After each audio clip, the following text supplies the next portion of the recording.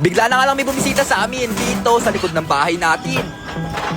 Noon, laka ng butas pala. Kaya pala nauubos yung manok dito. Alas 11 kasi ng gabi, inutusan tayo ni Papa para i-check yung mga alaga niya dito. Ating gabi na kasi nag-iingay pa tong mga to.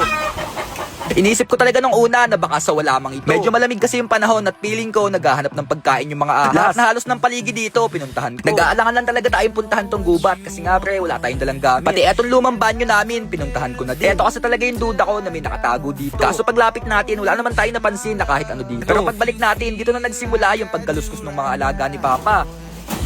Dito na nga ako nagulat dahil kung makikita niyo pre, talagang natatakot itong mga manok na to. Di nga agad ako pumasok dahil halos lahat ng mga manok na to nakatingin sa baba. Talagang di ko talaga malaman kung anong iniiwasan ng mga to. Bigla na lang kasing tumahimik nung pumasok na tayo. Pati nga etong tandang ni Papa talagang di mapakali. Lahat na halos ng sulok dito napuntahan na natin. Maliban na lang dun sa dalawang butas sa ilalim na etong pwesto natin. Dati kasi nilukaran etong pwesto na to. Kaya kung mapapansin nyo kanina, may dalawang butas sa ilalim nito. Kaya nagdadalawang isip talaga ako kanina na pumunta sa likod. Feeling ko kasi talaga may ahas dun sa butas na yun. Napakatagal na kasing panahon na walang takip yun. Simula pa nung ginawa etong kulungan na to. Dito na nga ako nagduda nung nawala yung mga itlog. Tanda ko kasi talaga kahapon, kompleto yung mga itlog nito, mga pugad na to. Wala yung itlog dito. Kung mapapansin nyo pre, talagang walang kahit isang itlog o balahibo na naiwan dito. Kompleto to eh. Pati ito. Pati nga dito sa kabila talagang blanco na din. Wala na. Pati nga yung isip natin na blanco na din bigla. Dahil kahit ako kanina, di talaga ako makapaniwala sa nasaksihan ko. Pakinggan nyo mabuti pre at kayo na ang humusga sa mga nagaganap dito. Kung makikita nyo pre, pati yung mga nakadapo na manok dito, napapataas yung ulo. Dito na nga talaga ako nagulat sa paglabas natin.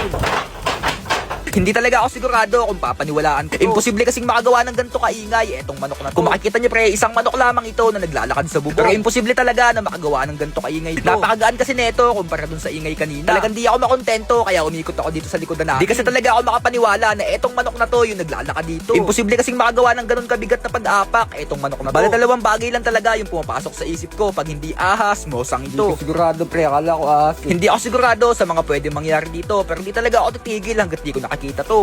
Sa pangalawang beses na pagpasok ko nga dito, nahanap ko na kung ano yung pinanggagalingan ng lahat. May napakalaking butas pala kasi dito sa taas. At sigurado, ito yung dahilan kung bakit nabubulabog tong mga manok na to. At sigurado ako, dito dumadaan yung mga nambubulabog dito. Medyo malaki kasi talaga itong butas na to. Noon, laka ng butas pala. Hindi ko lang talaga sigurado kung ano yung naglalakad kanina. Feeling ko pre, mosang eh. Kasi kung ahas, di naman tatakbo to dito Hindi eh. ko na nga ininda yung takot kaya tinasting ko na kaagad na i-check dito sa likod. Malakas kasi yung kutob ko na hindi ahas ito. Imposible kasing makatakbo yung ahas dahil walang paa yun. Kaya duda ko talaga pag hindi alimos, mosang ito. Madalas kasi talagang mabawasan yung mga alaga ni Papa dito. Basta may nag-ingay sa gabi, kinabukasan, matik na yun. Kaya pala nauubos yung manok dito eh. Napakadami kasi talaga dati ng mga manok dito. Kaso nga lang pre, konti na lang ngayon. Dami nito, ilan na lang to. Kung mapapansin nyo pre, konti na lang talaga to. Pero huwag kayong mag-alala dahil napakadami nating ipapamigay na pang cashback nyo. Nandyan lang sa comment section pre yung bagong link natin. Basta pag natalo kayo, diretso PM lang kayo dito sa page natin. Huwag kayong mahihiya pre na mag-chat dito sa page natin. Kasi po, yan talaga yung usapan natin. Okay, game, bakbakan na. Nauubos yung manok dito eh. Isa pa, butang ko kayang bakbakan tayo dito.